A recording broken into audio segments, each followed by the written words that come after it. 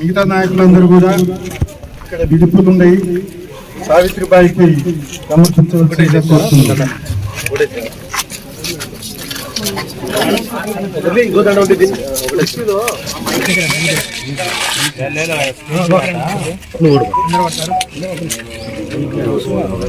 Consolation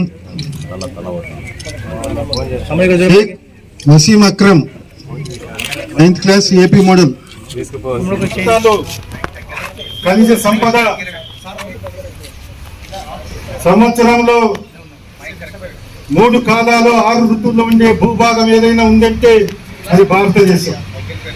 అట్లాంటి సంపద్వంతమైన దేశాన్ని, ఈ దేశాన్ని 2500 సంవత్సరాల నుంచి బ్రాహ్మణుల నాయకత్వంలో ఉండే అగ్ర కులాలు హస్తగతం చేసుకొని మనల్ని మానసికంగా శారీరకంగా బానిసలు చేసి ఈ దేశంలో పరిపాలిస్తున్నారనేది చరిత్ర తెలియజేస్తా ఉంది.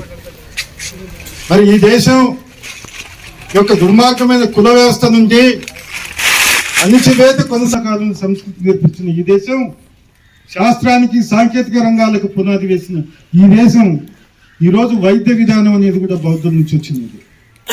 ఈరోజు మనకుండే జ్ఞానం అంతా కూడా దాని యొక్క బేస్ బౌద్ధం.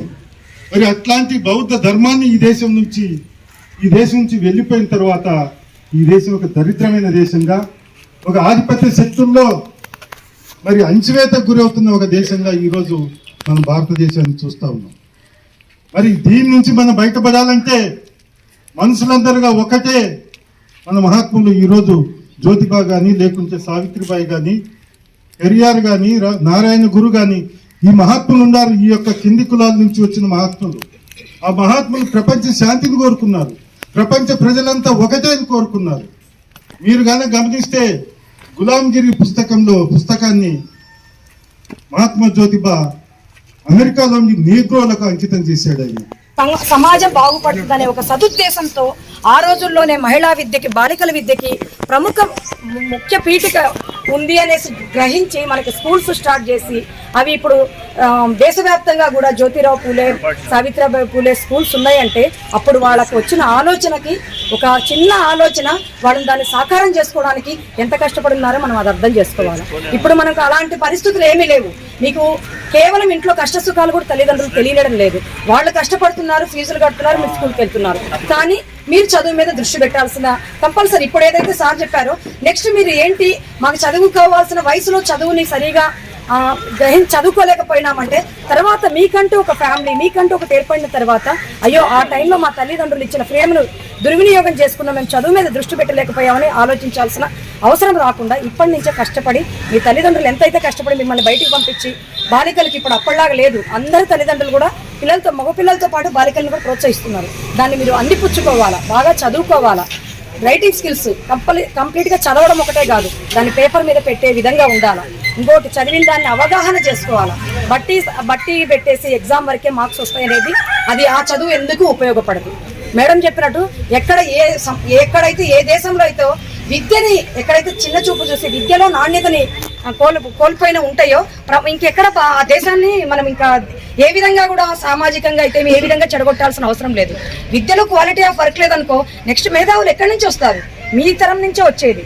కాబట్టి ఆ తరానికి సంబంధించిన క్వాలిటీ లేకపోతే, ఆ విద్యలో క్వాలిటీ లేకపోతే, ఆ విద్య వాళ్ళకి కేవలము ఉద్యోగాలకి సంపాదన కోసమే కాదు. విద్య మనకి ఆలోచన తత్వం నేర్పుతుంది, మనకి మంచి చెడు వ్యత్యాసం నేర్పుతుంది. కాబట్టి అదంతా కూడా ఎక్కడ రావాలా, కులాల్లో మతాల్లో వీటిలో కొట్టుకొని చావడం వల్ల ఏమి రావడం లేదు. విద్యని కులం మత రహిత వర్ణ వివక్షత లేకుండా ఎప్పుడైతే విద్యని మనము అందిపుచ్చుకుంటామో ఎక్కడ అవకాశాలు మనకి వేరే వాళ్ళు ఇవ్వాల్సిన అవసరం లేదు. మనకున్న అవకాశాలను అందిపుచ్చుకున్నామంటే అప్పుడు సమాజంలో ఇప్పుడు ఏ కులాలని ఆఫీసర్స్కి ఎవరికి ఉండవు చూడండి. ఎందుకు? ఆ ఆఫీసర్కి ఉండే రెస్పెక్ట్, ఆ సీటుకు ఉండే రెస్పెక్ట్. కాబట్టి అవన్నీ ఎక్కడ సాధ్యమవుతున్నాయి? విద్య వల్ల సాధ్యమవుతుంది.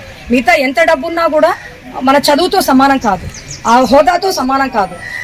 ఇదే కాదు అంటే చదువు వల్ల ఉద్యోగాలు ఒకటే కాదు, ఇలా మహిళా మండలి సర్పంచుల్లాగా ఎదగడము అంటే సమాజ సేవ చేయడానికి కూడా విద్యా ఆవశ్యకత ఎంతైనా ఉంది. కాబట్టి ఇప్పుడు సావిత్రిబాయి పూలే గురించి ఏం చెప్పారు? అప్పట్లోనే బాల్య వివాహాలు ఉండడము, బాల్య వితంతువులు ఉండడము.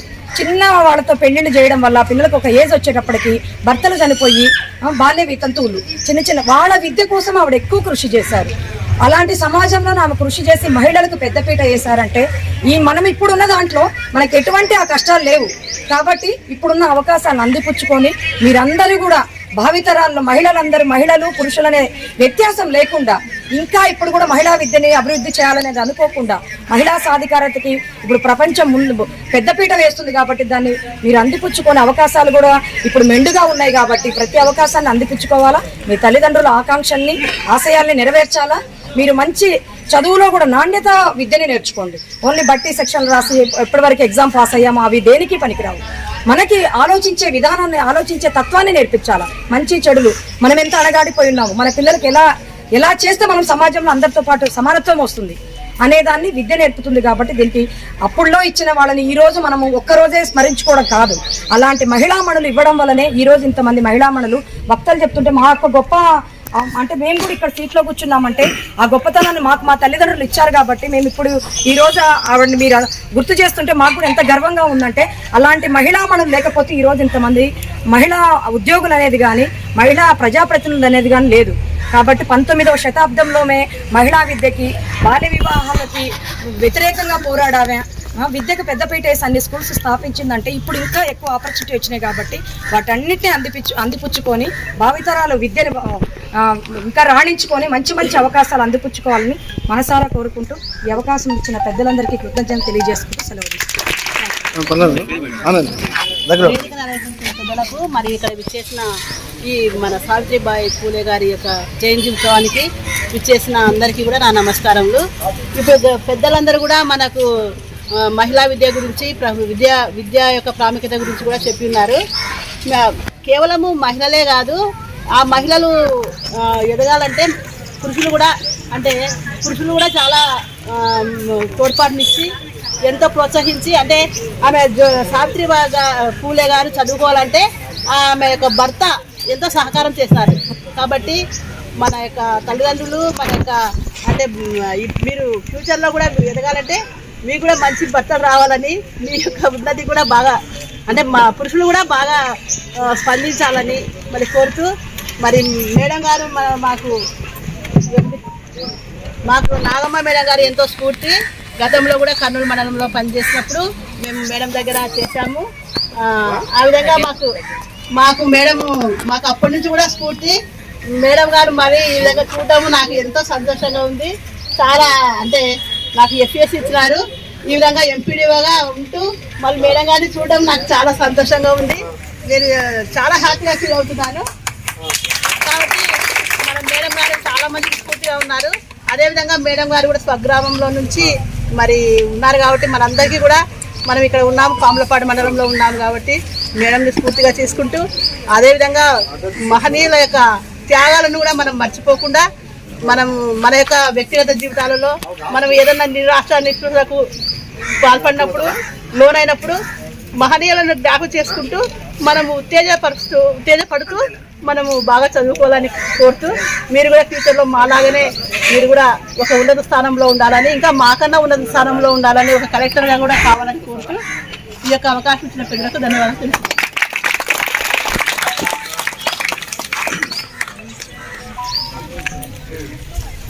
వెళ్ళేటప్పుడు విద్యార్థులు కానీ మన వాళ్ళు ఎవరైతే వచ్చారో వాళ్ళందరూ గ్రంథాలయం పెట్టారు కదా, ఇక్కడ గ్రంథాలయం సందర్శించవచ్చు.